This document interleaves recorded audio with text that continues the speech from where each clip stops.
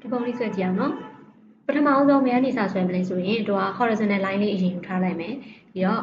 enter horizontal line ကို left 100လောက်နဲ့ဆွဲလိုက်မယ်100 enter တလိုင်းရပြီပြီးရင်ဒီတစ်လိုင်းကိုသူကဒီမှာအောက်ကို24ရဲ့30ရဲ့နောက်တစ်ခါ88.4ရဲ့သူက3ညောင်း offset ပွားလိုက်မယ် O enter 24 enter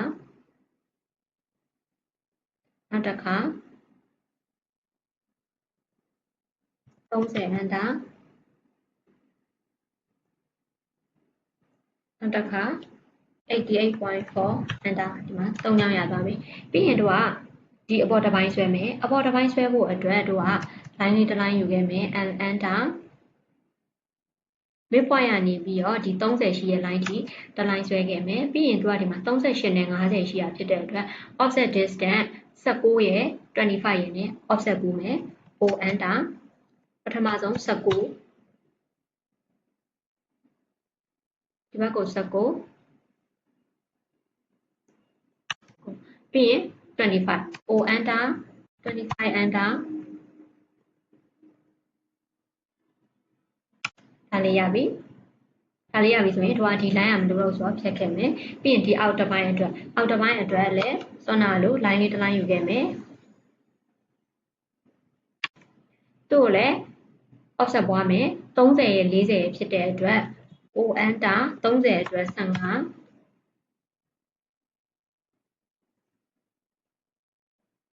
နောက်တစ်ခါ40အတွက်က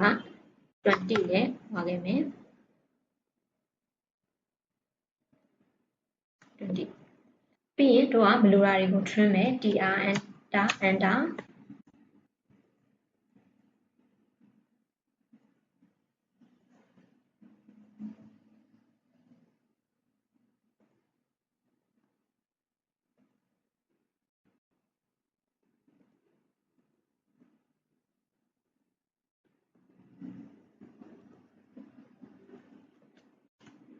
ရှင်းလိုက်မယ်ပြီးရင်တို့ကဒီ line လေးကမလိုတော့ဆိုတော့ဖြတ်ခဲ့မယ်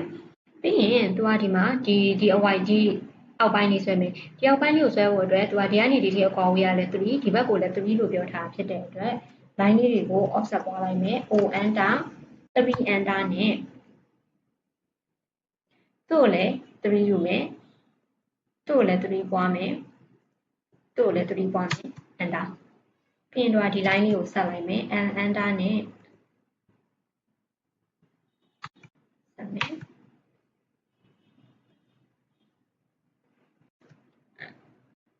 ဒါလေးရသွားမယ်ပြီးရင်တို့ကမလိုတဲ့ line လေးတွေကိုဖြတ်ခဲ့မယ် TR enter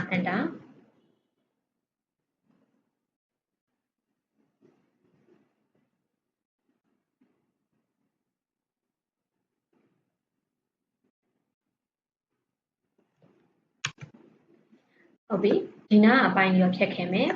ဘာလို့လဲဆိုရင်သူကဒီမှာဒီ point ကနေပြီးတော့ဒီဘက်ကို27ယူမှာဖြစ်တဲ့အတွက် L enter ဒီ point လေးကနေယူမယ်ဒီဘက်ကို27 enter အပေါ်ကို 40.2 enter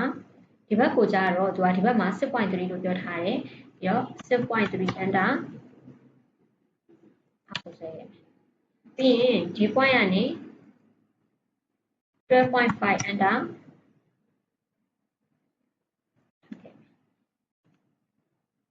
ပြီးရင်ဒီ point နဲ့ဒီ point နဲ့ကိုဆက်လိုက်မယ်ဒီပိုင်းလေးကမလို့ဆိုတော့ဒီက enter နဲ့ trim လိုက်မယ်အဲ့တော့ဒီဟာလေးရပြီဆိုလို့ရှိရင်တစ်ဖက်ကို mirror ယူလိုက်မယ် mi enter အဲ့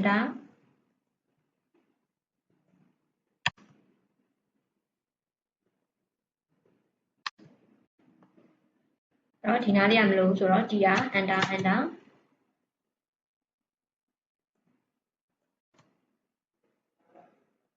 ဒီ point လေးကဒီ line လေးကမလို့ဆိုတော့ဖြတ်လိုက်မယ်အဲ့တော့ဒါပြီးပြီဆိုရင် h enter pick point ယူမယ်